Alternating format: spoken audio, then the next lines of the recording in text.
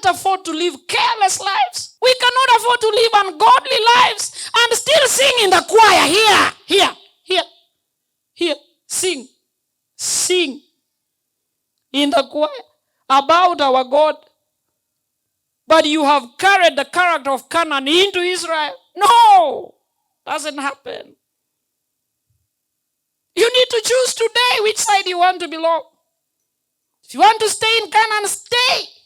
We have no problem. We will not chase you. But if you are an Israelite, we will be angry. And when Shechem came with his father and Hamor, and they came to ask for the hand of Dinah in marriage. Remember, Dinah is in Shechem's palace. They came to ask for her hand.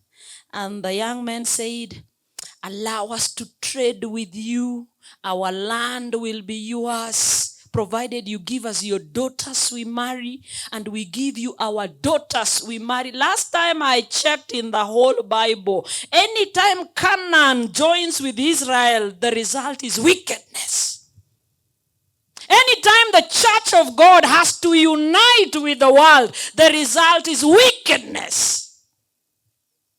It began in Genesis chapter 6 when the sons of God saw that the daughters of men were beautiful to see, and they went and chose for themselves wives. And they gave birth to wickedness. Wickedness that made God regret he ever created man and had to destroy the whole world with flood. There is nothing good that comes out of a union between Israel and Canaan, between the world and the people of God. Nothing good.